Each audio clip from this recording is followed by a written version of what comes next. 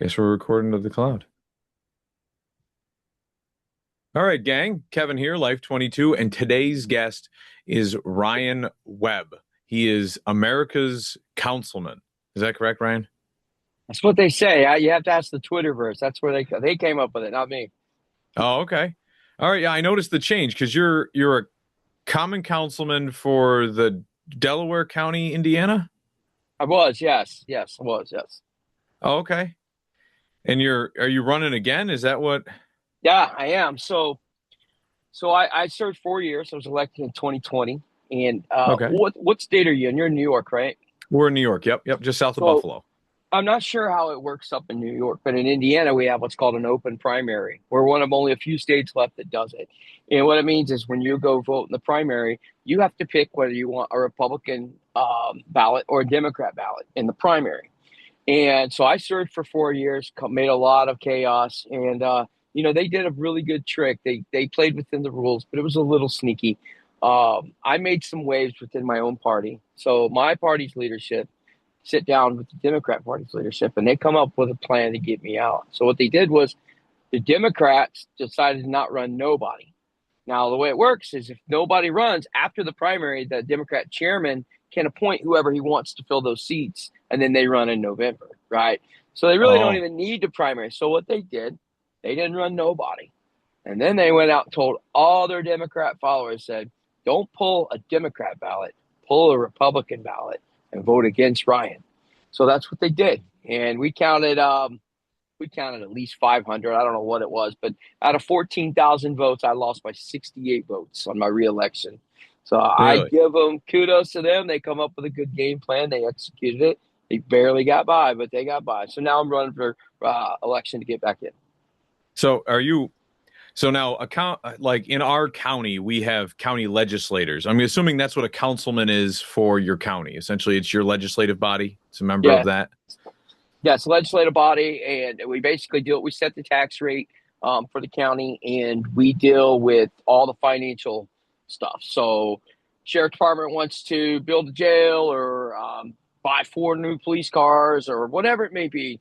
That's what the county council does. What I always tell everybody is, when you're a kid, you may have $500 and you want to go buy a $200 bike. Well, most of the time, you still had to go ask your parents for permission to spend your own money. Hey, can I go buy this bike? And the parents would Right. give you the green light. That's kind of what the county council does. We approve a budget. These department heads have their budget, but they still have to come to us for permission to Over spend their money. over certain thresholds. Anything outside of the budget. Once it's Oh, not in oh, that outside of budget, it. they come for, yeah, they have to come to us. But they have Right. to come to us to get the budget approved in the first place. So Gotcha. even that, everything is itemized all the way down to postage. Gotcha. That's how our county is, and that's also how our city government's set up. So we're made up of councilmen. It's just the verbiage is different. So we're common councilmen for the city level or aldermen at the city level, and then Yeah, at our county it's legislators, which essentially yeah, sounds like the same. It's the same position essentially. yeah. We don't So really do policy. The commissioners, county commissioners, do the policy. We're mostly the finances. So we have like a $55 million budget. There's 7 of us in Indiana. County councils are 7-person boards.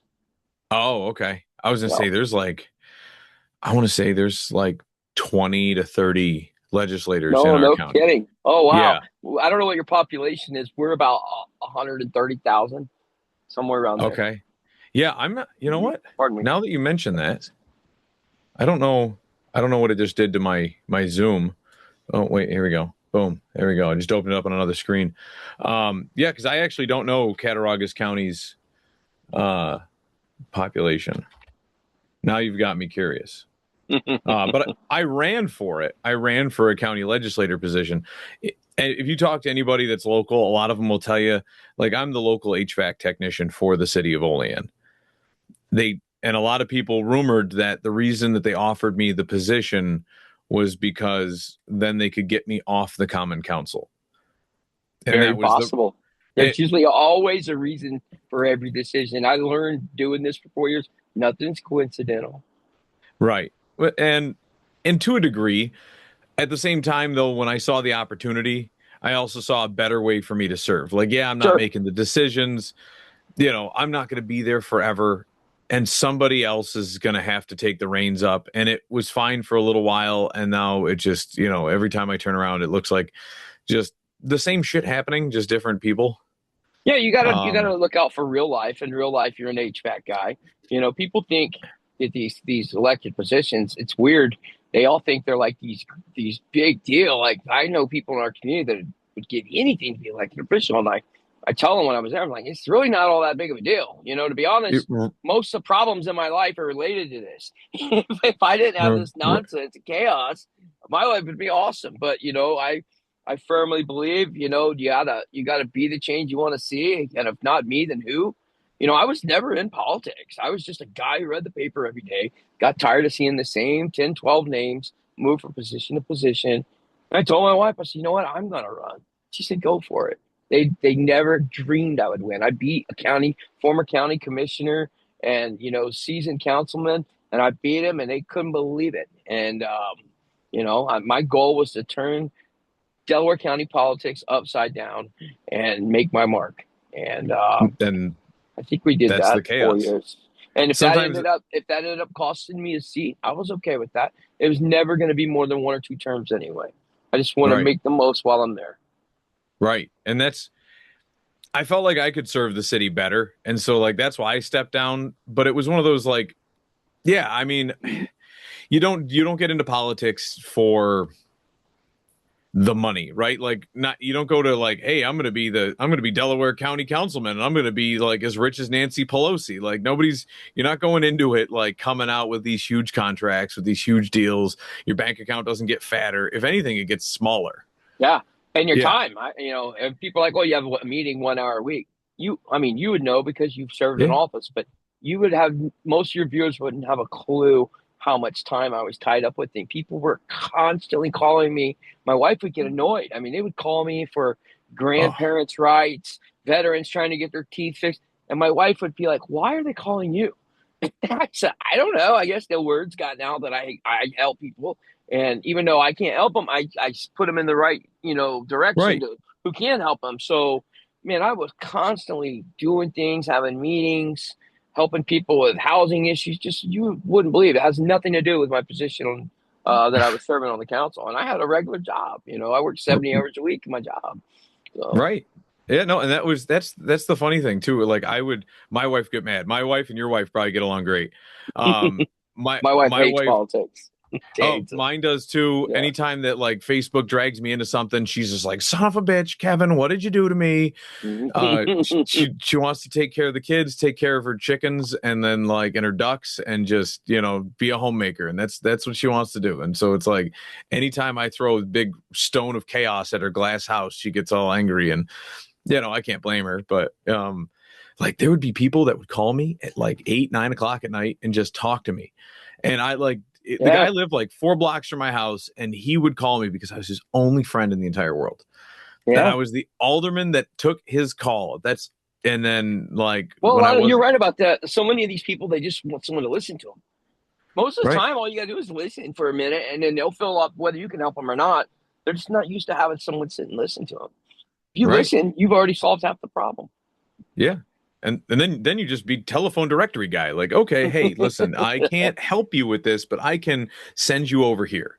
You can go talk to Margie in accounting, and she can fix that, whatever it is, and My it's wife was the thing she struggled with the most is these people around me. Because remember, I said I had my own party against me too.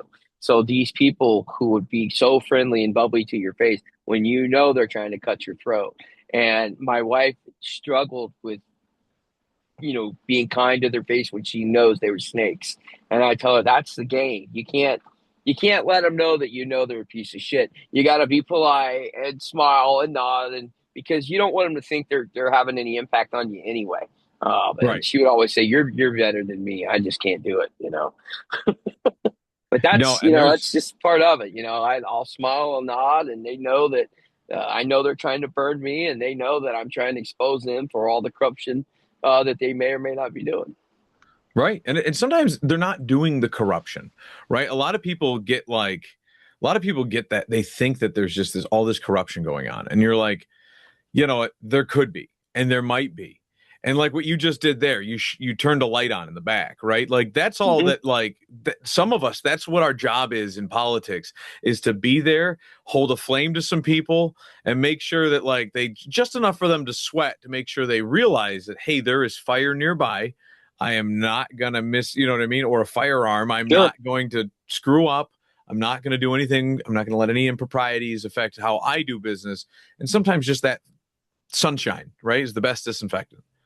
Well, let me just respond to that real fast if I could. Sure. So you're right. And a lot of people always, oh, they got the money. Listen, on the county council that I served on, we never had, yes, we made all the decisions on where the money was spent, millions and millions of dollars, but we never had access to actual money that we could, put in our pockets or whatever. We just was the person giving them permission to spend the money.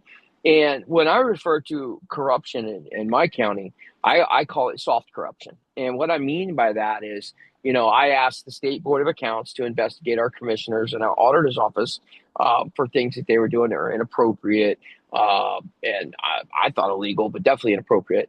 And what I mean by soft corruption is all of these things, when I expose this stuff, it's not like I have some secret password to where all the secret information is kept. All these other elected officials know the same stuff I know. They're just looking the other way and not saying anything. So to me, that's a form of soft corruption when you know what's happening and you're not saying anything and having no peer accountability. In our county, we're dominated by Republicans. And even though I think Democrats are lunatics and I would never vote for them, at the same time, when we're full 7 Republicans on the council, it can kind of be an issue too because no one wants to hold each other accountable because we're all in the same party. You know what I'm saying? So they're like, that's not Right. okay. But if there was a Democrat, they would call us out. And I was that guy calling out both sides. And, so it was easy for me to call people out because even though I was a Republican, I didn't have allegiance to them like that.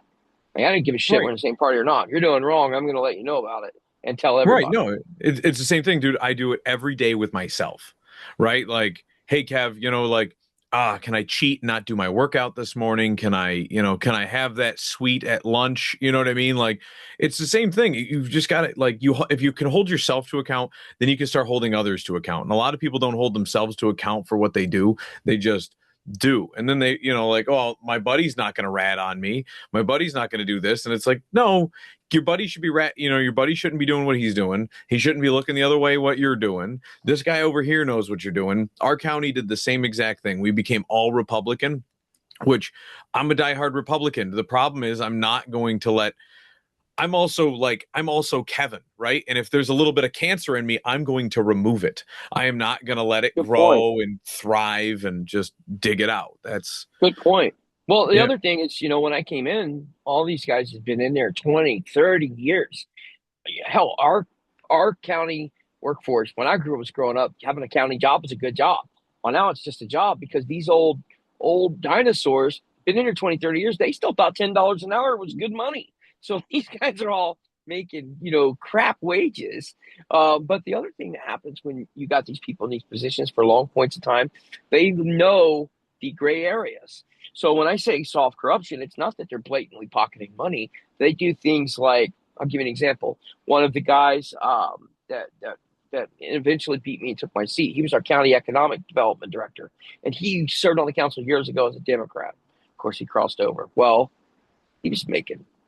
I knew he wasn't a real candidate. How he's making 300 grand a year as economic development director. He's not going to quit that to make 15 grand on the council.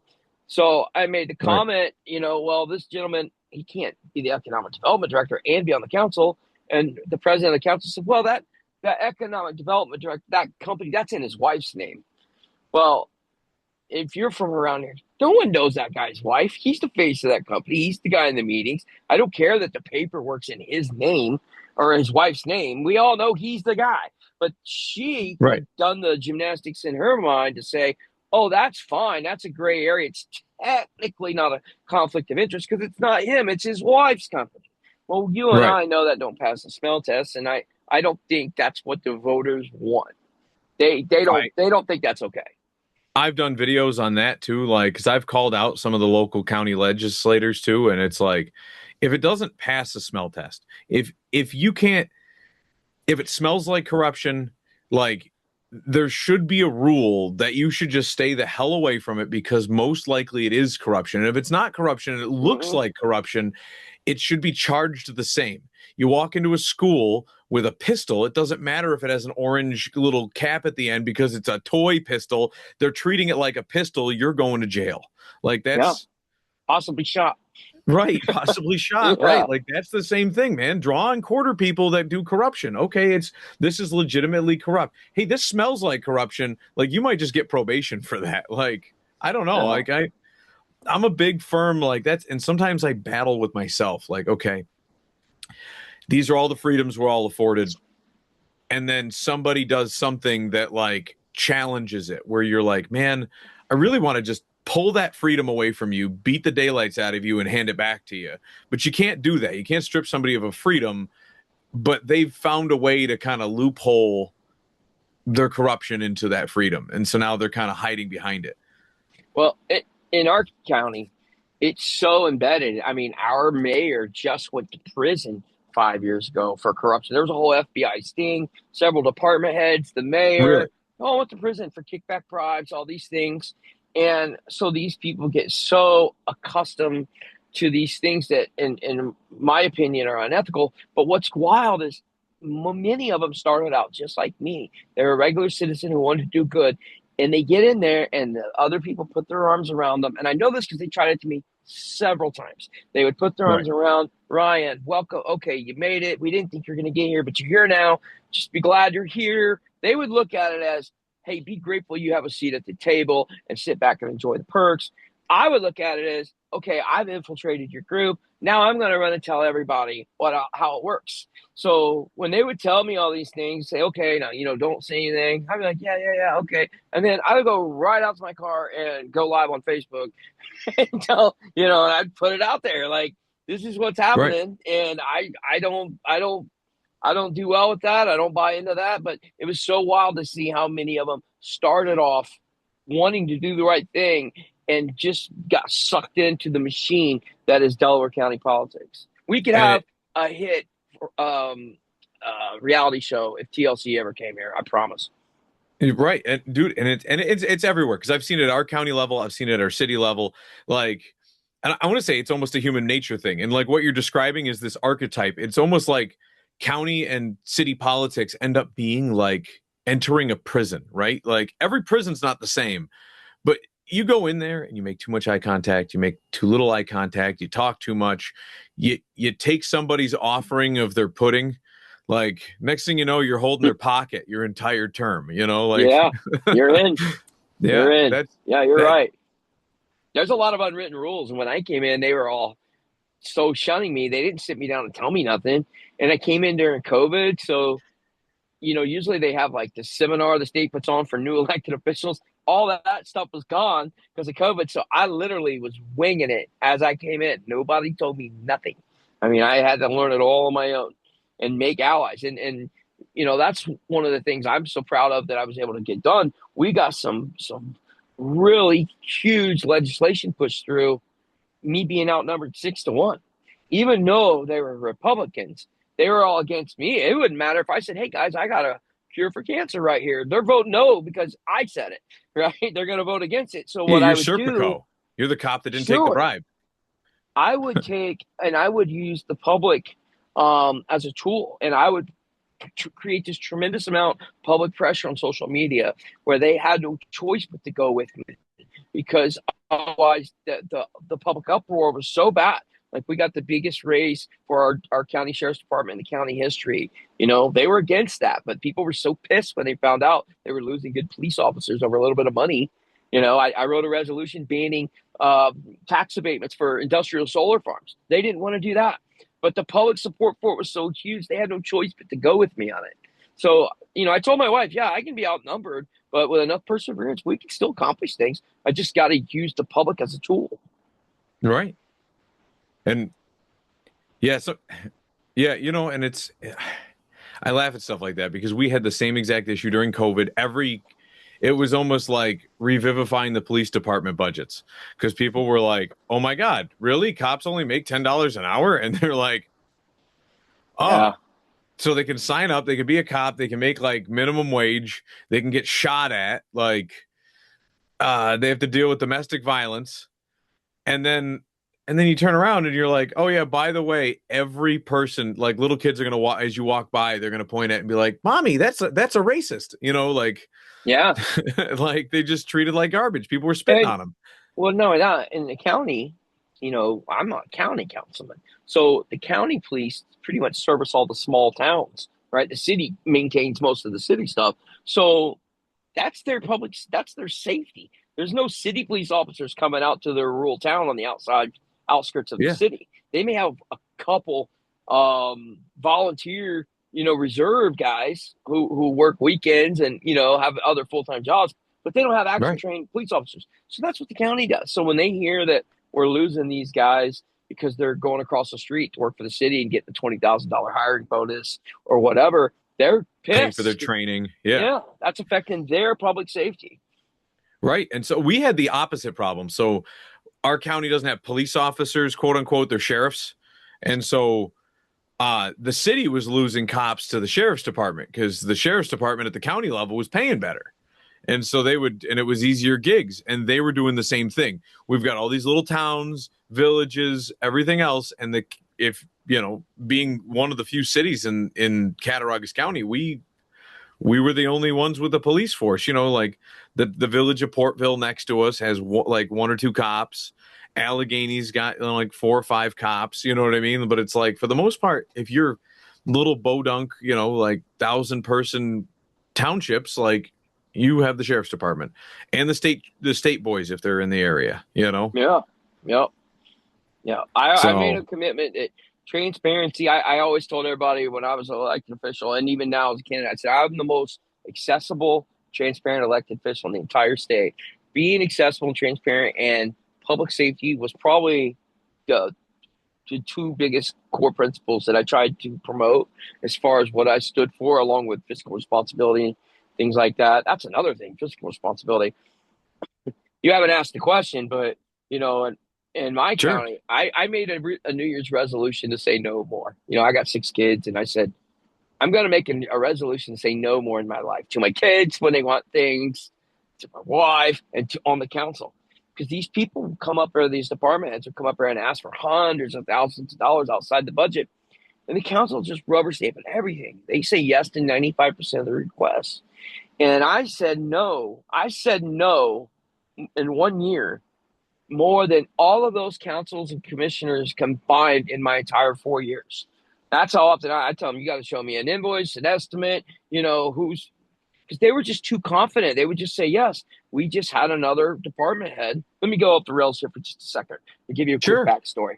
I'm a, So I'm a rabbit hole guy. So one time I made a comment that I don't trust the department heads and the elected officials who stand at the podium and ask for hundreds of thousands of dollars, because I don't trust them blindly, because people, human nature, people lie, people omit things, and people exaggerate when they're asking for money. So my kids do it. They tell me they need $20 to go to the movies, and really they're buying illegal fireworks, right? That's just what people do. And when they're asking for hundreds of thousands of dollars, it's normal.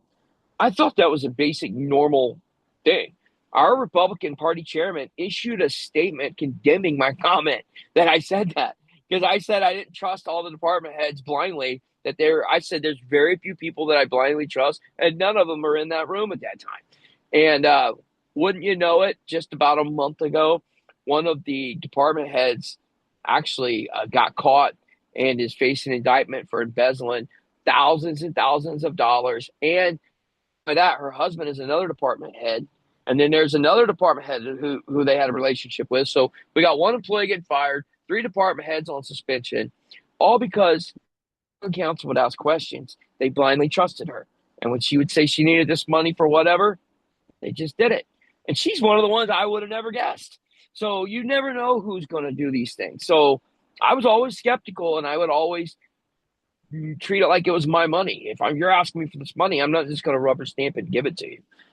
right. But too often these councils do it, and they eventually they're going to have to pay the piper when the bill comes due.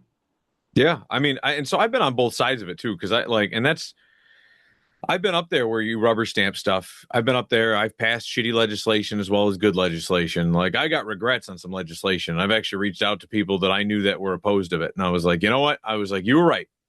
Yeah. It was intended for this. It did something completely different. If I could come back and like and you know, like if I was Hitler's mom, you know what I mean? Like, would you kill the baby? Like, you know what? I was Yeah. wrong. I'm sorry.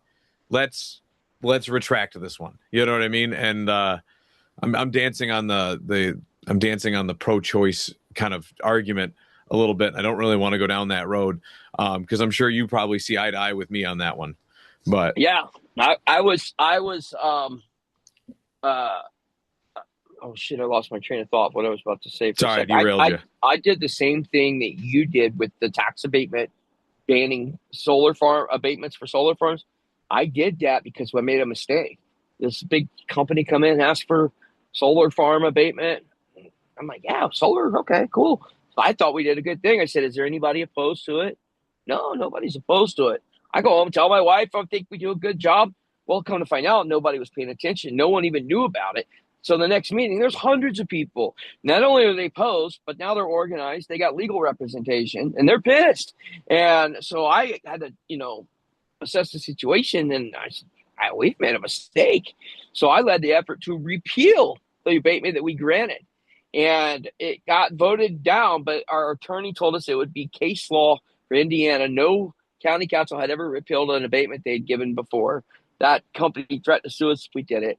And so the county council, my council, was afraid to do it for just the legal costs. They thought we would win, but it would cost us a bunch of money to go to court. So they just refused to do it. So the only recourse I had was, okay, I wrote a resolution to ban solar abatements in the future for any future solar company that wants to come and do tax abatements. But I did Right. that And then after making the mistake on voting in favor of it the first time. yeah, and so like and I'm on the fence on that stuff, right? Like I get it. Solar's not there yet. Like I'm an HVAC guy. So like your refrigerant, like I know the New York governor wants to tell everybody that like, oh, and electric is the way to go. It's like she doesn't know what that is. That's just a talking point, right? Like Yeah. heat pumps are the way of the future in the future, right? Like that change of state between refrigerant, from a liquid to a gas back to a liquid, that change of state, hidden heat, all that stuff, that principle behind that, using that and that method is excellent. The problem is we're in Western New York. So you have to have a really efficient system in order for that to work. And then when it gets really cold, it'll still work, but it's not as efficient. It is, Mhm. and then it's the delivery of the product. So now you got to burn like $4 worth of gasoline or fossil fuels to make $1 worth of electricity. So now you got to sell that $1 worth of electricity for $5. And then Yeah. it's like, but it's 99.9% efficient. It's like, yeah, but I could buy $1 of fossil fuel and have a 96% efficient boiler. So for right now, it is more efficient for me to use natural gas. And Mhm. I'm losing my train of thought. Oh, so the solar thing. So like solar's there. 10 years ago, solar was not what it is today. And solar is not going to be what it is in 50 years. Right. It'll be the size of your cell I'm a phone. fan. I'm a supporter of solar. I try to get the council to put solar on the roof of every county building we own. What I have to do is listen to what the people are saying, and they're 100% opposed to the industrial solar, right? I think everybody's on board with solar panels. What they're not on board was 500 acres of industrial solar panels that are dragging down their property values. They don't bring any value to the county. There's some temporary construction jobs, but outside of that, they have like two jobs it creates. We have And property then tax there's the caps. So the any of potential liability. the liability, we have tornadoes here in the Midwest, and the way the property tax caps work, let's say you have $500 million you're allowed to take in. Well, you bring in another $50 million in revenue from this new solar farm. It's now you don't have 550 million. You just have that same 500 million. It's just that new 50 million is put into that kitty, and everybody else pays $3 or $4 less a year in taxes. That's how the property tax caps work here in Indiana, right? Oh, We okay. have we have property tax caps, and whenever we bring in new business and they say we're $100 million business and we're going to pay, $10 million a year in additional taxes. Well, we don't add $10 million in extra to the money we're already bringing in. The state says we're only allowed to bring in 3% of the assessed value of all the properties. So all that does, instead of adding that extra few $1,000,000, instead it just dilutes what everybody else in the county pays in the tax that contributes towards that amount, which in Right. the end ends up being just a couple bucks. So is it worth all this headache to everyone losing your property Sure. values, all these people upset, for me to save $3 or $4 a year on property tax? A lot of people don't think it is. Right. And so I see the unsightliness. And so like I'll get into conversations with people on my side of the aisle and they'll say, well, they're disgusting and they don't generate what they should. Like when they say wind farms, they're noisy. There's this, there's that. And it's so like, yeah, I don't think the value is there yet. The technology is not there. So some people have to continue to play with it, continue to buy them, continue to do what they're doing with them so that the technology can still grow, right? Like if nobody was buying EVs, Elon would not have a good business, but Elon is a great guy for building that shit. He wants to go through and start, Yeah. like working on it and say, this is really cool. He's really excited about it. I get that way with boilers. Like when there's a new boiler system in, or hey, we've got this new product, I really want to try it. I get excited about it. I excite my customer about it. My customer's trying it out. It might not be all of the hype, but it's little steps like that that make the entire industry go faster and go better. But it takes time. My other issue, though, I love Elon. I love my Tesla. I love Elon. He's great. Yeah, innovation's great. I'm waiting for my Optimus bot. I know. I told my wife I'm I- getting one of those. She's like, I'm not gonna have one. She don't want my Tesla. She don't like it, the self drive and all that stuff. I'm like, dude, I call her Kaczynski all the time because she's like anti technology. The Unabomber guy. Yeah, yeah, yeah. So I'm like, all right, Kaczynski, because she just likes things simple. But yes, He I'm wasn't definitely from like an Indiana, was he? optimist. Huh? No, he was from Yeah. out like Oh, Montana or some crazy stuff Montana. like Okay, that. yeah, I was gonna Yeah, say. yeah, we got our share of lunatics, but he's not one of them. Yeah. My dad used to work for the state of Indiana. Small. Who? Oh shit! Oh, I'm sorry about that. Who You're who good. worked here? Who worked My for the my state? dad. My dad, he worked for the state of Oh yeah, Indiana. Yeah, he was an nice. auditor. Yeah, he would Oh audit good. businesses doing work. So we lived in Connecticut when I was a kid. And he would go down to New York City, he'd go to White Plains, New York, all these businesses that did business with Indiana. The state of Indiana had auditors for all these major corporations. And so he would go, Interesting. yeah, so through this Indiana State Department of Taxation and Finance, he would go through and audit all these big companies. So he worked for Indiana, but he lived in Connecticut. That's interesting. Yeah, just small world. So Yeah. that's where he was collecting his pension check when he died. So, but yeah, that's one of those things though. Like I think about like the solar, the wind farms. It's like, yeah, I don't think the technology's there. But then on the other side of the coin, like if it's my property, you're not telling me that I can't put a solar farm there. Like, Yeah, that was the dilemma, man. How do you tell these guys who are set to make big money? They're getting like $800 an acre for the year, and it was a 20-year lease. So if they got 100 acres, I mean, look at the money on this, 1,000 acres. You're talking life-changing money. How do you tell them no? So I struggled with that.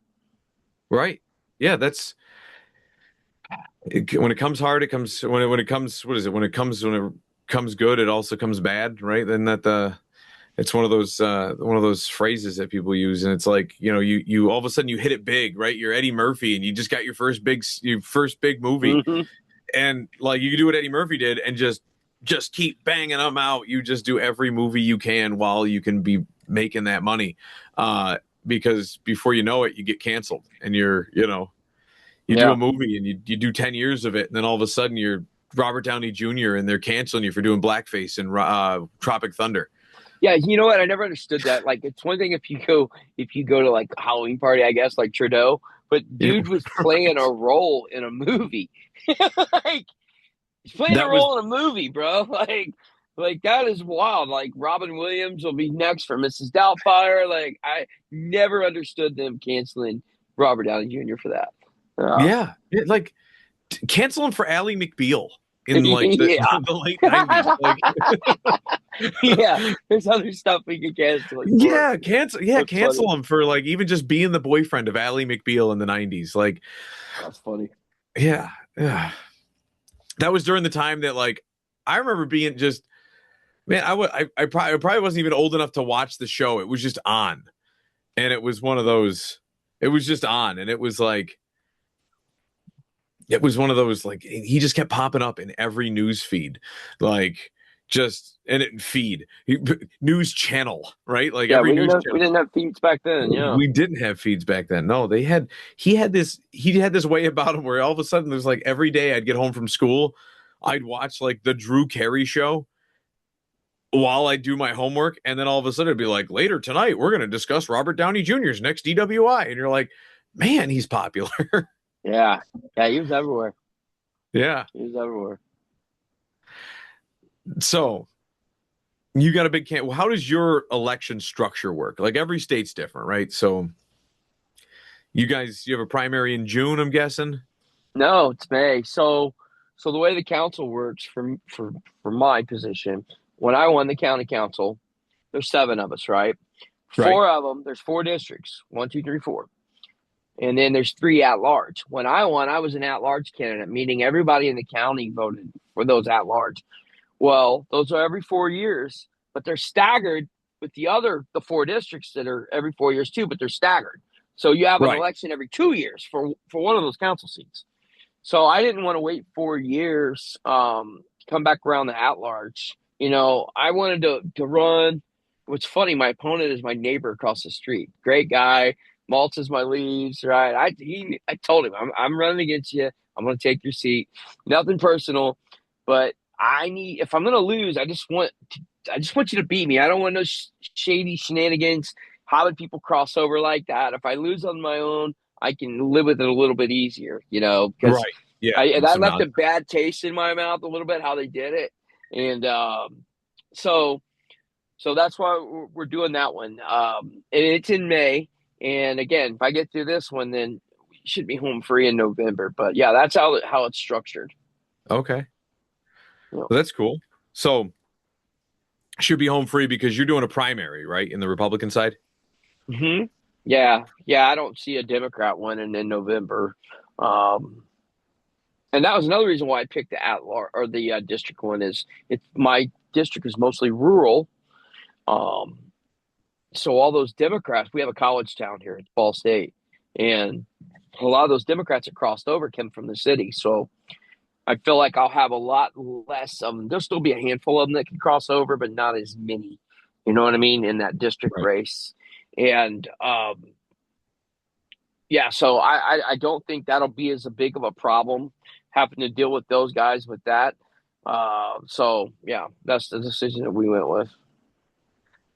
So you keep talking about the city, right? So Delaware County, uh, what is your big metropolis? Muncie, Indiana. Okay. We're the home of Garfield and Ball State. Garfield and Ball State, ball jars. That's what we're known for. Ball Okay. jars, Garfield, Ball State University. I was gonna say I Googled it and what they don't have maps anymore.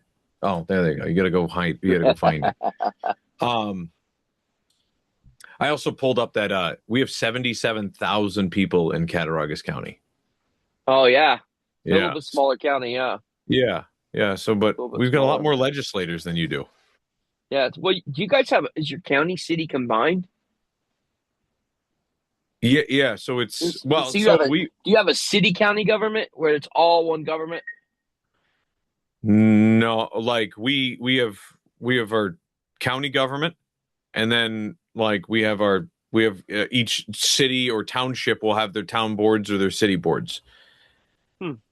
See, because So like we have a city council that's 9 members and a mayor, and then our county council for the county, and then we have three commissioners, which three commissioners are like the mayors of the county.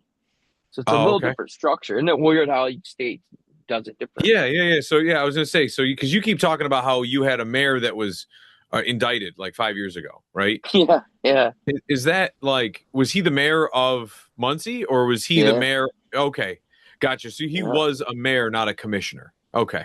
Oh yeah, yeah. He was the mayor.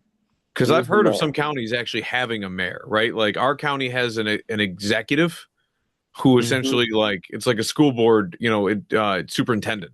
Like Oh yeah. his job is to just execute the will of the school board. I tell everybody who's not familiar, even my own friends, they'll be like, "Oh, are you running for city council?" I'm like, "County council." They mix them up, so I get it. Nobody pays that much attention, but when people ask what commissioner, because I was going to run for Congress, and then I was going to run for commissioner. I still may run for commissioner at one point, but our commissioner, you guys remember the show Dukes of Hazzard? Remember Yeah. Boss? Remember Boss Hogg? Yeah. Boss Hogg was a county commissioner. Boss Hogg was a county commissioner. So that's what a county commissioner is. You run the county. You're the mayor of the county, but there's three of them because it's Gotcha. a pretty powerful job. Yeah. Right, right. So they just have each one of them has a district, or they're just kind of like a legislative body in that they do it over. They're just a group of people that run the executive branch. They're the executive and legislative, and the commissioners. They do both. They Oh, have a tremendous budget available. They have a tremendous amount of freedom. That's where the corruption can come in. They make the decision. If I want you to be my HVAC guy, they're going to make it. Or maybe they say, we need an excavating company. You got any friends that can create an excavating company? Yeah, I right, got a guy okay, you got the job. You know what I mean? So they have a tremendous amount of power.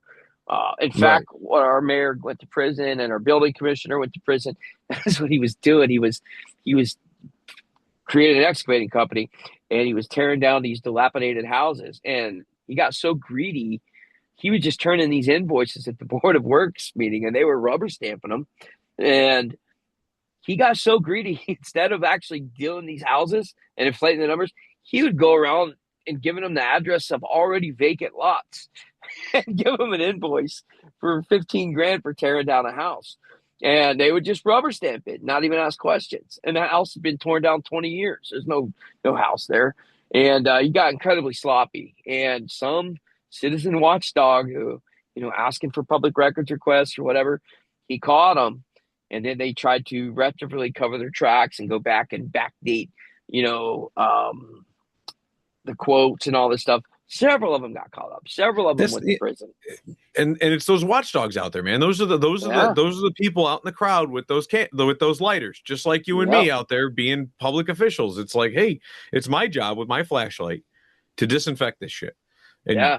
that's what you need. You need those. That's how most cops solve their crimes. It's not, it's yeah, sure, it's like, having a head on your shoulders, but it's also like relying on the community. That little old lady who had her grandson put the Ring doorbell in, or the little old lady who likes to smoke cigarettes out on her porch and saw the guy break into the neighbor's house, right? Like Yeah. that's People watch things. yeah, People watch things. People see things. And it's incredibly tempting when you're doing a job like that and you do it for long enough. This is what I was talking about earlier, where people do the job for long enough, they find the gray areas. It's real easy to go, well, damn, I have to hire somebody to do this. Why do I have to pick them? I can have my sister do it, or I can just create a company and, it's easy to do. It's very right. tempting. It's very tempting. And a lot of people fall victim to it. You just, anytime I would, lose my mind for a moment and would ever start to, um, eat the sauce, if you will, or drink the Kool-Aid, I would remind myself of what it was, what I said when I first got in. We grew up not trusting politicians and all those dirty bastards, they're ruining the city, blah, blah. If we could ever do something about it, well, here I am now in a position to do something about it. So anytime I thought I was somebody important, I would remind myself of that. What would I do if I was sitting at home reading the paper? You know what I mean? About this guy. Right. And that's how I would make my decisions. Same way I never changed how I spoke. They would get so pissed at me and go, "Oh, that's not, becoming of a councilman, or you can't talk like that." I'm like, I don't do that. I don't change things just because I'm in this position now. I'm the same exact person. I do it the same way. If you don't like it, I don't know what to tell you. I think that's the beginning of, yeah, you could be professional, but when you start altering and self censoring your own actions because you're in this position, that's the beginning of just changing who you are in general. So I would always catch myself self-censoring and override that. I would never be okay with it. So when I got into politics, I probably wasn't as loud as I became. And then you become confident. And then all of a sudden I was like, you know what? I'm just going to be me. And I was the my dad raised me on Howard Stern. So it was like, so it was always shock jock, right? Like I don't support anything that Howard Stern does nowadays, but as a kid, you're like, yeah, just got to do the wham right in your face kind of stuff. Right. And that's what I was the alderman who smoked pot on YouTube on 420. Like, That's awesome. yeah, That's great. there's Yeah, there's a video on my channel of me just ripping a bong, and then like the that is local, amazing. I can't smoke. I haven't smoked pot since 2014, but because my job, I wish I could, and I would have definitely done something. That's great. I Yeah, you know what's funny is you I probably got smoked some the next. kickback for that. Oh yeah, no, the Channel 4 news came down from Buffalo. They wanted to talk to me. He's like in the same week, like the Notre Dame like fire happened, right? Like the cathedral burnt or whatever it was, one of Mhm. the and my buddy, I was looking at him, he's like, "So, what's going on?" I was like, "Well, I don't get high. Like I don't smoke. So like it doesn't take much. Like one little baby bong rip and I'm done." Like You're I'm like Elon on Joe Rogan. yeah. Oh yeah, Yeah, just I taking a start hit for getting the moment. yeah, it's like, man. And so it like the next year I smoked pot on YouTube and then I ended up going like I did it with my buddy who was also I got him to get on the common council with me. And so now there's two aldermen smoking pot. That video went nowhere. Nobody Oh gave a shit! flying shit about Really? it. Yeah. Yeah. And that was the last time I smoked. 2019, 420 of 2019 was the last time I ever smoked pot. And it was Oh, like, they made a big deal about me cussing. Jesus yeah, Christ! They'd lose their mind by smoking weed. yeah. Oh man, everybody lost their shit over that. And I was like, yeah, because then all of a sudden my buddy was asking me, he's like, so what do you think about the fire? I'm like, fires happen. Like I just was showing disregard for things because I was high. You were It was chilling. yeah. Yeah, no big And he's deal. like, Kevin, your eyes are getting pretty squinty. And I'm like, Konnichiwa. And then Yeah. apparently the guy at the newspaper or the guy from Buffalo News really thought that was racist and offensive. So he was like grilling me over it and was like, all right, man. Hey, I was high. Like, what do you want from me? Yeah, Like, it's all right. We're just making jokes. That's funny because they tried to kick. I had my biggest uproar. They tried to kick me off the council 6 days after after my term started, because it was January 6th. Obviously 2020. oh, I the sworn day in of on our Lord. January 1st. Yeah, I haven't even had our first meeting yet, and or no, we had a procedural meeting on like January 2nd or 3rd where we made all our board appointments. That was it, not an actual meeting. That comes the third Tuesday of the month or whatever. So January 6th, chaos going on. Well, uh, early in the chaos, I made a comment on Facebook. I said, 200 years ago or 250 years ago, they called those guys terrorists and terrorists and something else too. And now we name all of our elementary schools and parks after them. And I said, feels like 1776, because I didn't know how it was going to end up. Looked like they were going to storm the Capitol. Man, they lost their shit over that. They come and they showed up by the damn near 100 people at council meeting demanding that I be removed. His first meeting. Remember, no one's teaching me nothing. No one's showing me. I'm literally just sitting there having to listen to all of it or whatnot. So I got pretty accustomed to him getting outraged at something that I said, and then all coming into the meeting and flipping out. And my fellow council members, they'd get irritated by it because they had to sit in there and deal with it. They want them to censor Right. me and all that They're trying stuff. to hide money. They're putting money Yeah, into their they don't want sacks over attention on here. this. They're Yeah, like, they don't want stop. What are attention. you doing, Ryan? God damn it. Like Hey, it is what it is. But I was they a tried Trump to guy. I wasn't going to hide it, and yeah, whatever. yeah, they tried to censure me. I did the prayer one time. And I was like,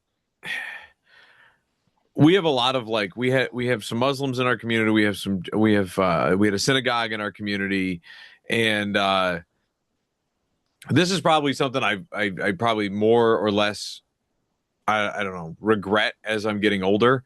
But it was one of those like, my dad was a big like separation of church and state, right? So like when I was Mhm. growing up, I was drinking more of the Kool-Aid when it came to like the ACLU stuff, right? So it was like, well, if it's government, it should be like, the non-binary of religion, which to me made sense. And so like I was like, we're always just doing some prayer. And it's like when I think of a prayer, I from the government, I would think of, like speeches, right? Like give me some quotes from like Lincoln, or ask not what your government can do for Yeah, you, but not a religious prayer, right? I follow right, you. exactly. And so that's where I was coming from with it. And now I'm like, I've seen so much stuff that's anti-religion that I'm like, you know what?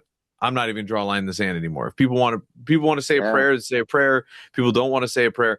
But I ended up going up there, and I'm being the shock jock that I am. I was like, all right, you know what I'm going to do? I'm just going to sing this. I'm going to give this Pastafarian prayer.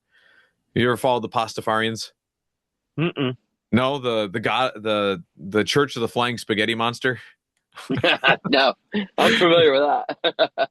Yeah, they're Pastafarians. They believe that we're descendants of pirates, because pirates actually have more similar DNA that to us than apes. And so like it's a satire religion. And so like they also believe that heaven has a beer volcano and a stripper factory. So and so I just gave this big Pastafarian prayer.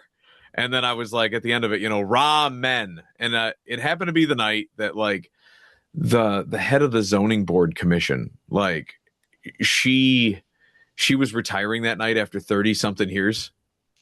And it like every single like high school student happened to show up for their participation in government class. And so all of a sudden I'm like, oh boy, this one's going to go over well. And I read it and everybody lost their minds. And it was like, how dare he? And I was like, I should have stuck with JFK. I should have done the Yeah, JFK speech, damn it.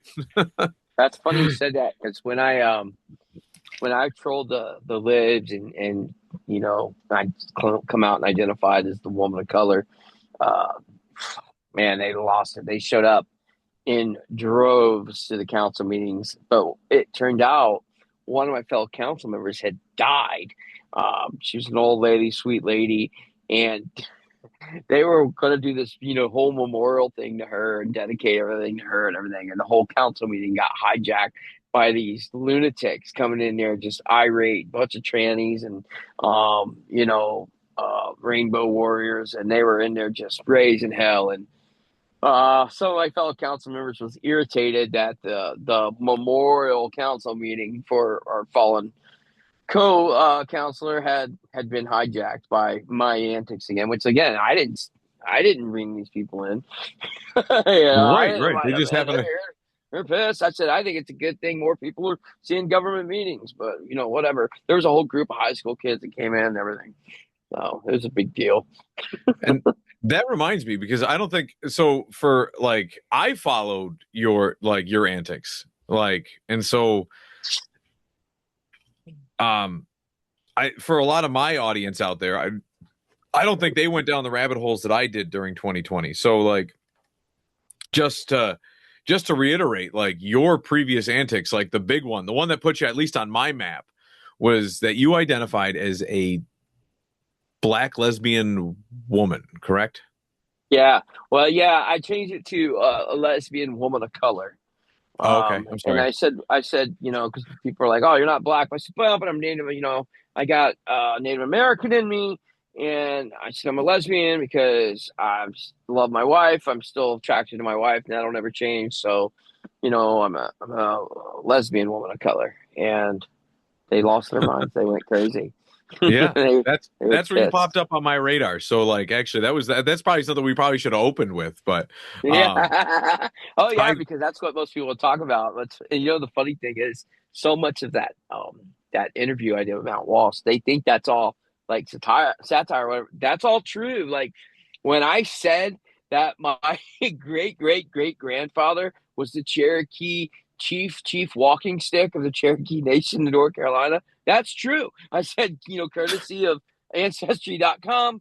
I found out my great great great grandfather, one of the greats, like four or five greats, is actually Chief Walking Stick of the Cherokee Nation. That's not made up. That's actual. That's real. I got documents to prove it. And my grandmother on my dad's side, she's full blooded Cherokee. Her name was Anna Savannah Carolina Tennessee Churchwell Webb. That's true. I mean, this shit all sounds made up, but it's real. And people just thought that was me, like, keeping the stick going. But no, that was like real stuff. Yeah. I think you were telling me the other day that you did it all in one take. No laughing, Yes. straight faced. Yeah, if you guys get a chance, if your audience out there, watch the Matt Walsh interview. It's got over 100 million views. Matt flew me out to the Daily Wire in Nashville. It was like top secret on the location. I had to sign a NDA. And Yeah. so he basically gets there and he says, the only rule is, don't laugh. It's no problem. And we rip it for like, he starts asking me these questions. I don't know the questions he's going to ask. And I'd already made my mind up when I did that first Jesse Waters interview. I'm going to do this dead serious, stone faced the whole time. And I did most of my interviews that way. And so I'm answering Matt's questions. He's coming back with some good ones. Finally, after 45 minutes, Matt just starts cracking up laughing. And he's like, this is fucking awesome. He said, we can definitely use this. And that was that. That was the end of it. And I didn't know how much I didn't even know what they were going to do. And 2 weeks later, it pops off. My phone starts going insane. And I told my wife, I said, something's happening because my phone just beeping left and right. And they had released the interview on Instagram and Matt had tagged me in it. So all these people are following me on Instagram. My phone's just going crazy. And, but they edited it down to like 13, 14 minutes. And one of the things in all the comments, by the way, that ended up being the number one viewed interview for all of 2023. And Dan Bongino named me the number 2 story of the year, right? There you go. And for that deal. So anyway, people would saying on there online, man, I would give anything to see those blooper cuts. And I would tell people, I would say, listen, there are no blooper cuts. We did that whole thing in one take. And you guys only got to see the 13 minutes of it. Like, I don't even remember what all the rest of it was, but that was all funny as hell, too. He could release a part 2, and it was pretty hilarious as well. And we were just winging it. I was winging it, but I was trying to not make it too crazy. Like when I told him I thought they may name a park after me or something, I didn't want to go too far with it. Right. I still think that shit's funny, man. And I watch it every now and then to get a good laugh. Yeah, no, that's the nice part about having stock footage and having like, it's almost like it's like not mug shots. It's like your what are the headshots that actors get? You can kind of like go peruse your book, your portfolio. You can look at all the movies you were in. That's kind of that's the nice part about, some of the stuff nowadays. And let me tell you a quick sure. funny story if I could with that. So I told you when we talked on the phone, we ran this for about 5-6 weeks. It was crazy. Finally, my wife had enough of it. She wanted it to die down. So we made the story die down. We could have kept it going, but we let it die down. And they were trying to kick me off the council. So I had to stay straight fake. No, I'm being dead serious, And I did that for like 6 months. Finally, after 6 months, I made another post. I said, listen, I've come to my senses. I lost my mind for a moment. I went down the rabbit hole. I blamed social media. I kind of went crazy for a minute. But now I'm coming back. I'm fully a man, and I'm identifying as a man. Well, that was our Channel 8, Indianapolis, Channel 8's top story for 3 days that I switched back to a man. and it could have been longer. I quit looking after 3 days, right? Well, so people are constantly coming up to me wherever we were at, and people want to take pictures. I was getting recognized everywhere. Well, I live just north of Indianapolis. A year later, a lot of you guys don't know I drive a truck. A year later, I'm driving up to Detroit, going between Toledo and Detroit, and I get pulled over by this trooper. And he comes up to me, and he wants me to get me out of the truck, walk in the back of the truck. We're on the side of the interstate, 75, I think. And he goes, don't get alarmed. There's a couple guys back here. So as we walk the back of the truck, there's 2 Border Patrol agents, like full SWAT gear. I don't know. They were looking for something. But so they watched me while this trooper climbs in the back of my truck and starts searching. Well, I have my America's Councilman hats and this and that. I sell merchandise all over the world, big in Australia for some reason. And they're kind of looking at each other talking, and one of them goes, "Hey, are you Ryan?" I said, "Yeah, I'm Ryan." And he nudges his buddy. He's like, "I told you that was him. I told you that was him." And then they start quoting quotes from the Walsh interview back and forth with one another. Right? They're like each repeating different quotes from our interview a year earlier. And we're cracking up. They're like, "We take a picture." I'm like, "Hell yeah, I'll take a picture." This is all on the side of the interstate, cars zipping by. Well, that trooper, he's in a truck. He don't know anything about it. He turns around. We're taking pictures, selfies. He don't know what the hell's happened. Well, last he looked, they were guarding me while he searched this truck. And he's like, "What's going on?" They're like, "Oh, he's so and so," and he could give two shits. Couldn't care less. He's probably a Democrat, but it was funny that those guys, however many 400 miles away, a whole Yeah. year later, still recognizing and remembered that. And I still get people every now and then that'll recognize it. So I recognized, yeah. So when I first watched the, I, I can't remember if it popped up on Facebook or if it was part of like the Morning Wire. I don't know if Morning Wire existed then. I believe they started in like Uh, 2021. I don't know. This was, I think, in 23 or 24, 23, I think. But I Well, did. I mean, I the was Walsh freaking interview was everywhere. 23, right? Yeah, the Walsh interview was, I think, around May. I think this popped off around April. And Okay. then, yeah, Walsh interview aired in May. The very first interview I did was with Jesse Waters. And then Gutfeld and all of them, Pierce Morgan, uh, Glenn Beck. I did a bunch of them. And then I started cutting off the interviews just because, it was just one thing after another, or whatever. It was a lot of fun. We had fun with it, but Yeah, uh, yeah. No, I caught it on a news podcast, and all of a sudden, like I it was listen to Matt Walsh everywhere. every day. So Yeah. I listen to Matt and Ben Shapiro and all those guys like daily. So all of a sudden, I was like, holy shit. I was like, my Yeah. wife could care less about any of the stuff that I listen to. I'm like, honey, this guy that I just saw on a news thing like a month ago, he's getting interviewed by Matt Walsh. This is the craziest Yeah. shit ever. He's Well, he's a I was freaking out when Jesse Waters went into the interview, and I told my wife, like, if Matt Walsh calls, I'm going to lose my shit. And I opened up my Twitter, I think it was, and I had a private message from him, and he was saying, "Hey, I'd like we should do an interview. Probably should be in person." Hell yeah! I got the green light from my wife. She was like, "Go do it." Got my boss; they were cool with it. They flew me out, into Nashville or whatever. And Jesse Waters sent a crew to the house. All the other videos were Zoom, besides Jesse sending the crew and Walsh flying me out. And it was a pretty cool thing. It really blew up when Walsh got a hold of it because he right. covered it on his show a couple times. Everybody covered it. Tim Pool, Ben Shapiro, Michael Knowles. I'm friends with Michael Knowles on Twitter. A lot of those guys follow me now, Riley Gaines and Michael. And Joe Rogan sent me a text and stuff, and we kind of went back a couple times with texts. My kid thought that was a cool thing. But you know who didn't? I never heard from him, and I never saw him say anything about it was Charlie Kirk. I don't think Charlie ever touched it. Every single conservative commentator did something about it, but at least I never saw it. Never seen Charlie do anything about it, and I never heard from him. Yeah. He had a good run. It was a good run though. Yeah, it's a lot of fun. You never know when you're gonna go viral.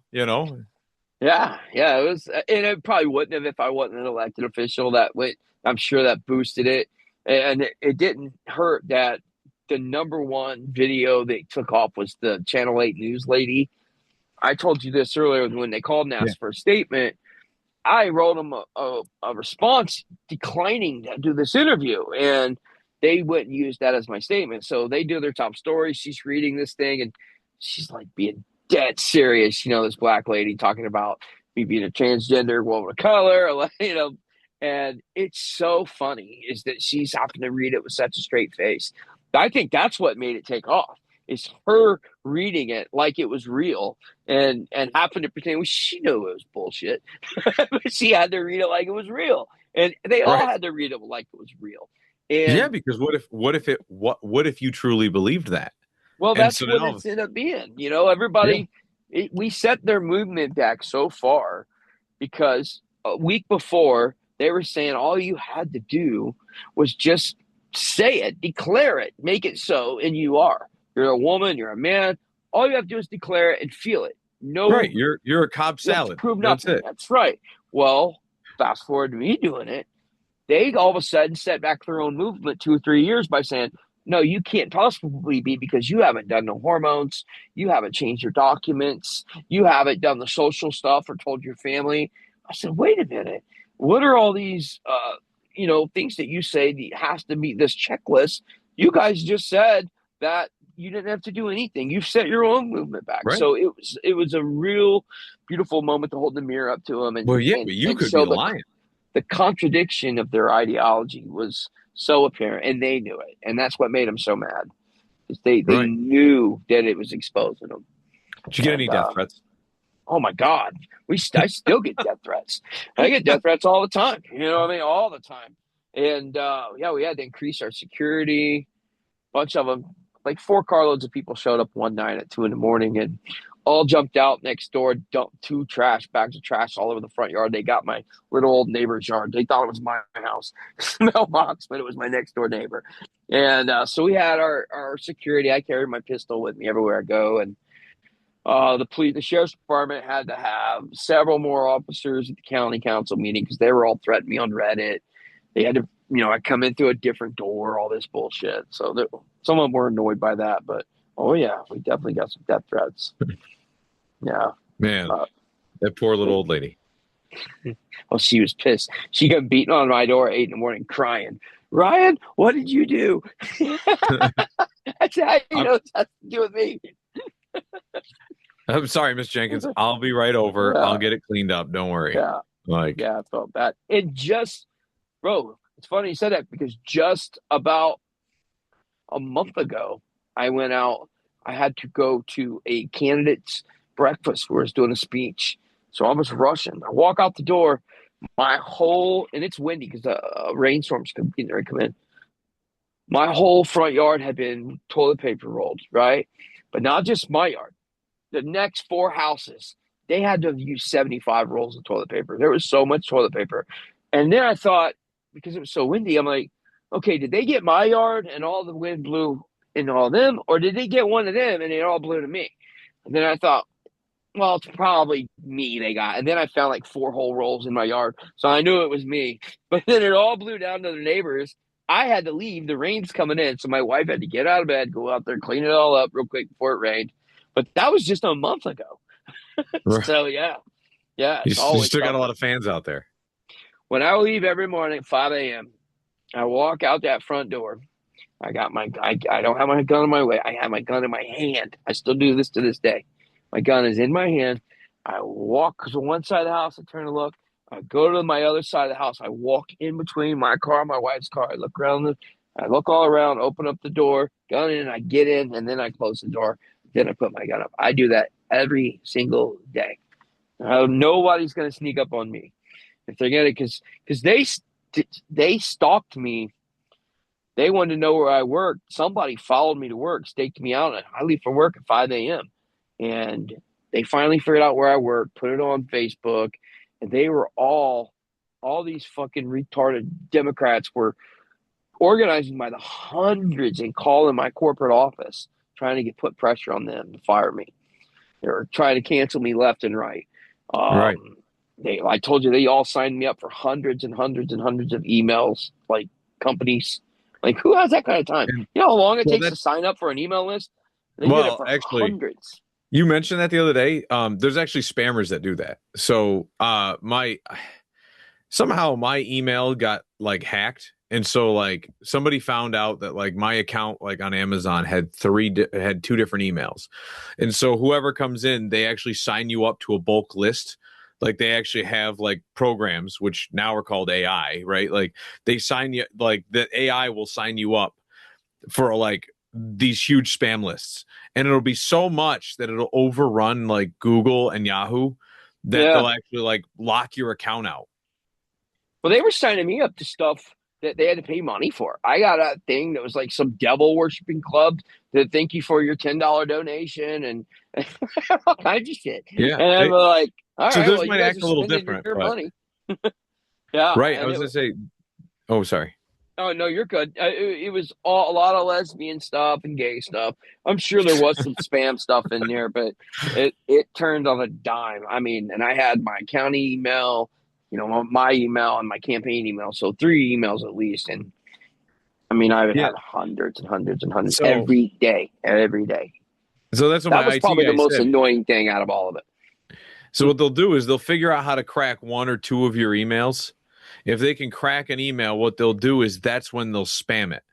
So once they get it, they send the receipt over, they reset your email password, and then they spam it so that you can't even try to get in because now it's locked out for 48 hours and you can't get in. In the meantime, they're Mm. using your email to get into your Amazon, ordering off Amazon gift cards with your credit cards. They're going through and then they're getting the Amazon gift card shipped wherever, or just getting the codes emailed to your email, pulling them down, and that's when they go through and just now you're locked out. But So they do.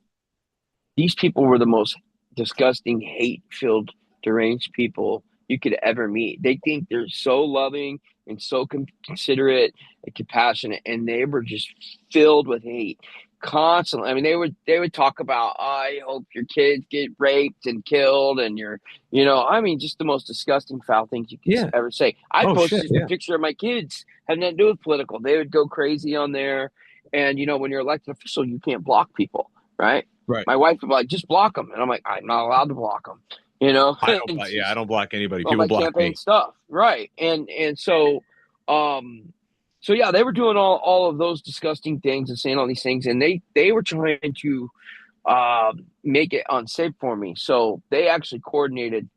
I one day I pushed back.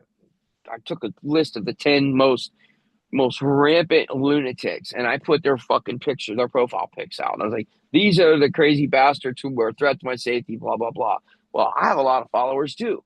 So my followers turned on all of those people. And then they started freaking out. Oh, he sicked his people on me. He doxed us, blah, blah, blah. They say I doxed the kid because one of the ladies' profile pic, she had like her 17-year-old kid in the picture with it, which I didn't Yeah. notice that, but whatever. It's not like I gave her address and her name, and it was her public profile pic. But so they'll say that I doxed some kid. Well, anyway, long story short, when I did that, they said I threatened their safety. So 10 of them, no, 14 of them got together. They made a plan, and they all 14 went and filed restraining orders against me. And I wouldn't know these people if they were sitting next to me right now. And their plan was, because they would talk about it, they would all have like 4 or 5 different accounts. And my wife would see 50 people saying these things. She's like, do this many people really hate you? And I'm like, that's not that many people. That's really like 9 people. They just all have like 4 or 5 accounts, and they would go and alternate between their accounts and keep making comments in the newsfeed to make it look like there was 40, 50 people. And then finally, my wife seen one of them say, oh, he blocked me, and he blocked me on all of my accounts. So then she was like, you're right. They really do have all those accounts. And I told her, I said, I know these people. I've been dealing with these people. I know them like the back of my hand. And what they said on one of their pages was they filed those restraining orders hoping one of them would get through. They knew most of them would get tossed, but they thought if one of them got through, then I wouldn't be allowed to carry my gun anymore. That was what they were hoping to achieve by that. Right. I And and then when I couldn't file restraining orders against them because I was an elected official, and they had the freedom to criticize their government. right. Yeah. Isn't that great? Yeah. I hope your Yeah, kids get raped is criticism of a government official. Like, I mean, I guess sick they can people. hope, right? Like, it's like, man, just I was talking to somebody the other day, and it was like, there's so many people that are like stuck in their ideology. They're stuck in their way of thinking of the world.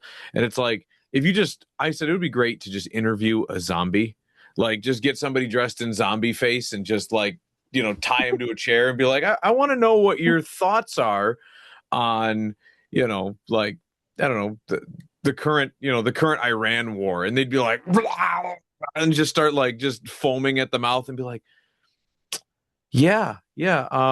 What do you think about Trump? Like, I was like, man, you guys kids can't control yourselves. Oh, they're in their bubble. That's for certain. And they think I'm in a bubble. They say, "Oh, you're not open minded," and really, what they don't understand is I think I'm one of the most open minded people that there is. I'm just rational. I told you briefly earlier. I admit there's this one transgender, and I can meet with you if you're transgender, and I can be respectful. I'm not going to do the pronoun thing, and I'm not.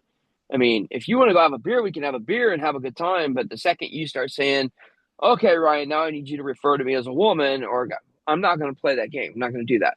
I'm not going to entertain your mental health problems. And they know that, but we can be respectful. So I went and Right. met with this one reporter. I didn't know it was a tranny until I got there. We met at Panera Bread or whatever, and it's a transgender kid. And we had this really respectful interview. And at the end of it, he thought it was going to be this hit piece he was writing. He's got this newspaper that he writes for.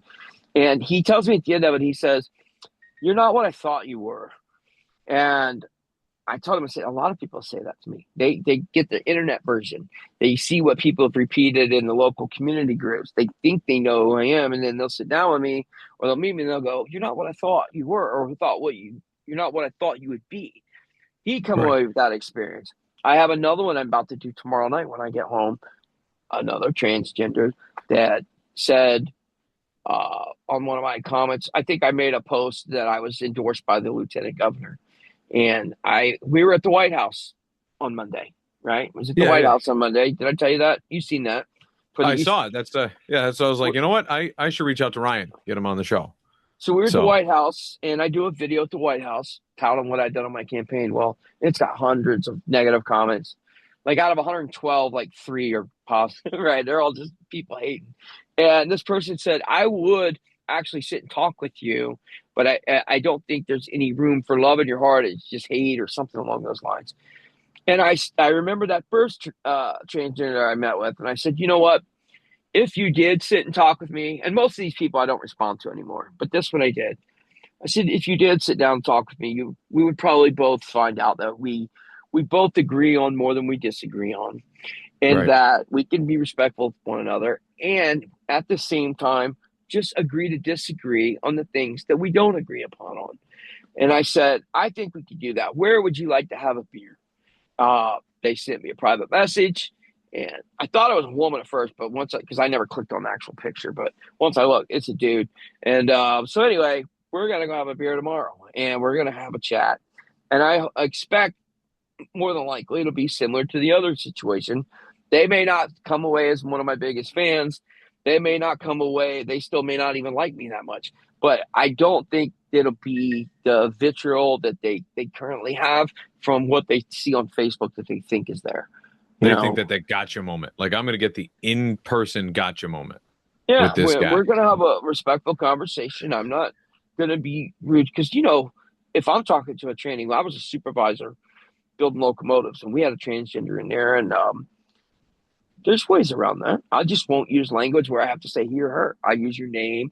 I use a whatever. I'm not going to go down that road, but at the same time, I'm not going to blatantly rub your nose in it and try to disrespect you to your face like that neither. And I would do the Right. same thing with this person.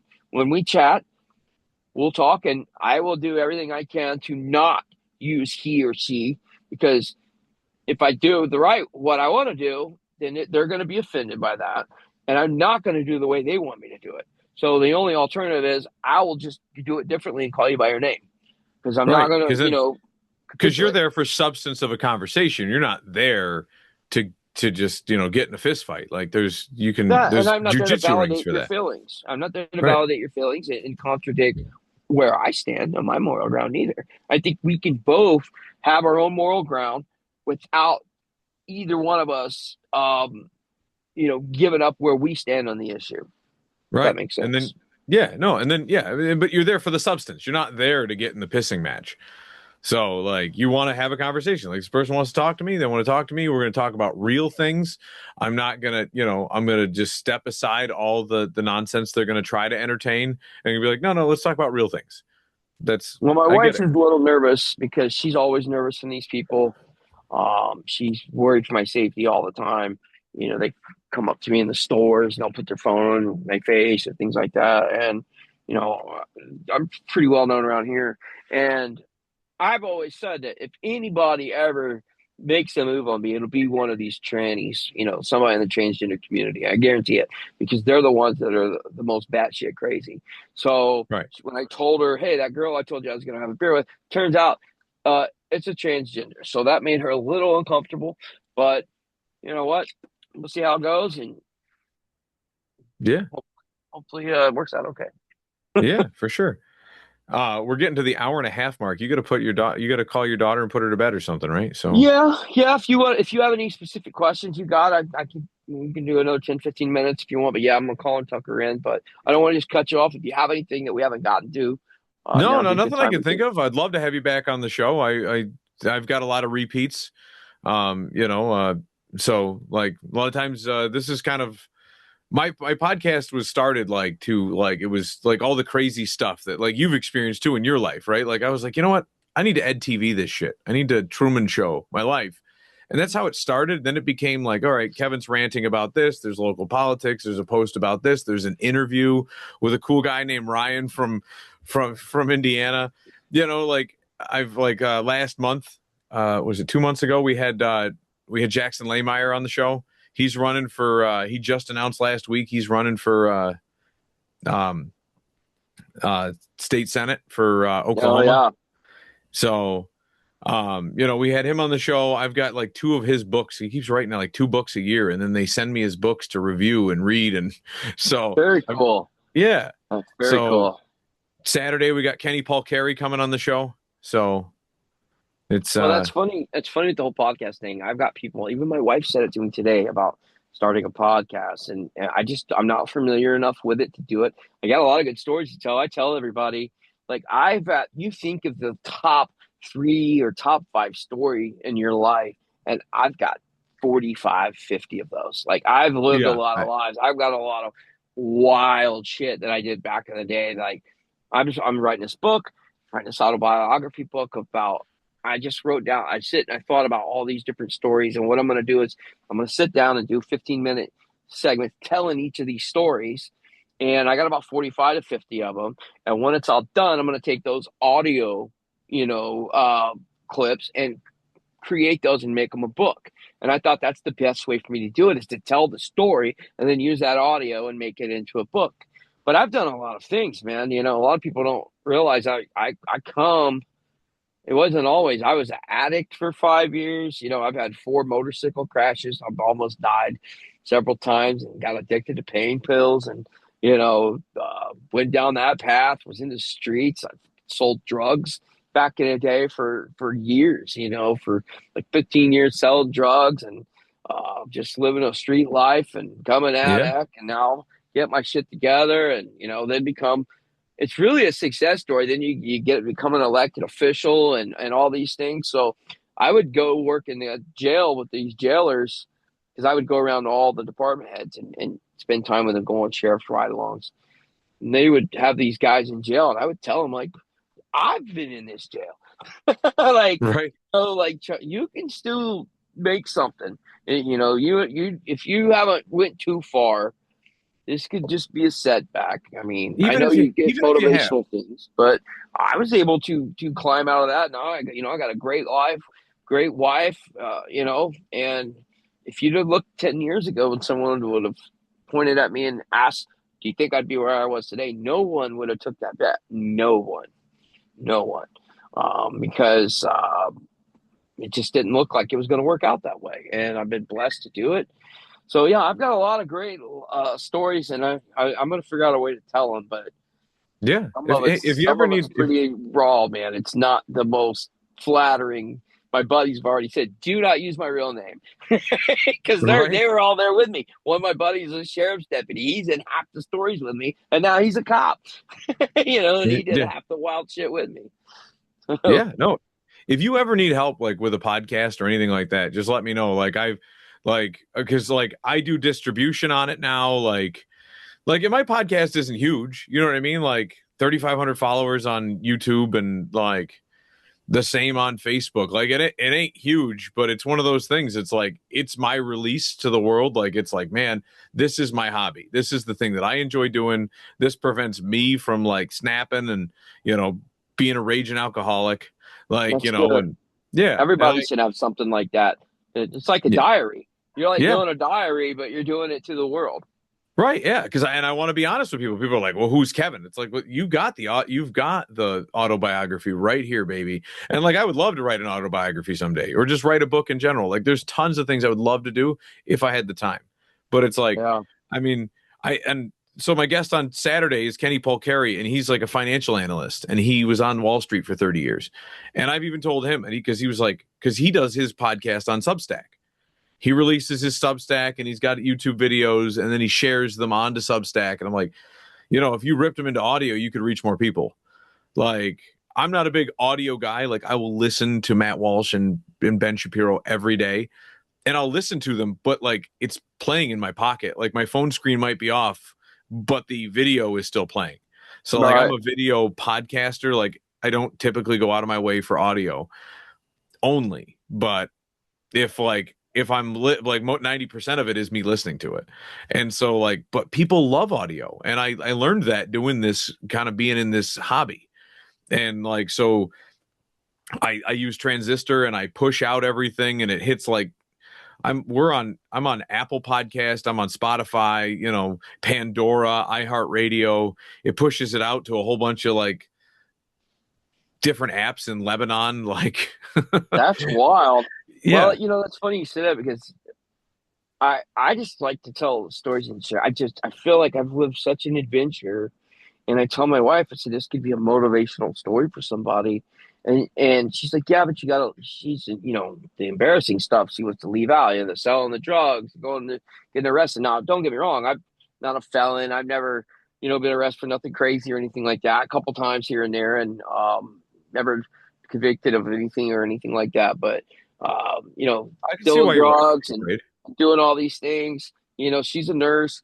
But I told her, but you can't have the comeback without being down first, right? Right, The getting to the top, not that, being a local official to the top, but, moving that direction doesn't mean anything if you aren't down here at one point. And I didn't start there. I was up here first. I was riding high. We made a ton of money, man. Granted, some of it was drug dealing, but I mean, lots of money and houses. I had a bunch of rental properties, all this stuff. And then I got in the motorcycle accidents and I got an addiction, lost all that. Me and my first wife split up. So, boom, down the gutter. I met my wife I'm with now. I had just crashed my fourth time, my motorcycle, fourth time. I'm laid up, busted up. I mean, I'm busted up, broken legs, ankles, peg went through my leg. I'm road rashed up. I met my wife 3 weeks later. And I tell that great story. It's a love story because I was at nurse my at the dad's hospital. house. No, I was at my dad's house recovering. She wasn't a nurse then. She worked for Oh, people with okay. disabilities. And my dad didn't have cable. So I'm bored as hell, man. And you ain't got cable. And I'm on Facebook and I see my buddy. He's got like 800 more friends than me. He's dead now. He OD'd. And I'm like, who do you know that I don't know? So I find my wife's name and I think it's a different girl with the same name. And I look and she's attractive. It wasn't the girl I thought it was, but she's hot. And I'm like, they were like the Ball State homecoming. So I sent her a message. I said, didn't I see you at the Ball State homecoming game this weekend? And she's like, yeah, I was there. I didn't know that. I seen it on her Facebook. And so we go back a few times and she goes, you'll have to forgive me, but I don't think I know you. And I was like, you're right. You don't know me. What do you say we talk about it over lunch? And she goes to me for like 6 hours and then she comes back and says, let's do it. And I've been with her ever since. But when I got with her, I had this crash. I'm an addict. I'm going through a divorce with my first wife. I was living on my buddy's couch. Now I'm at my dad's house recovering. I've wrecked my motorcycle, no insurance, so I don't have no vehicle. Now I don't have a job. I'm basically a fucking bum. You know what I mean? I tell her Right. nowadays, I say, I really question your judgment because I don't know what the fuck you were thinking. For, going saying yes to me back then because I was not a catch. And she says, I ask myself that all the time. And the only thing I can come to terms with is the Lord had a plan to put us together for me to save you, pull you out of that. And that's exactly what happened. And 2 days before I met her on that Facebook, I was at my dad's house alone. And I don't remember what it was, but I literally dropped to my knees. I had crutches, but I dropped down and I cried out. I was the only one in the house. Yelled it out to the Lord to change. I was tired of this way I was going. show me a different way. And I met her 2 days later, and it completely Right. changed the trajectory of my life. Got me good, got me off opiates, painkillers, got me, good jobs. I always excelled whenever I was in a job somewhere. So once I got my foot in the door, boom, shoot to the top in management. Then I become an elected official. We're making great money again, and the rest is history. But I had to Right. get to that bottom point to really appreciate where I'm at now. You can't, Uh, yeah, you can't really do the ascension, right? Like yeah.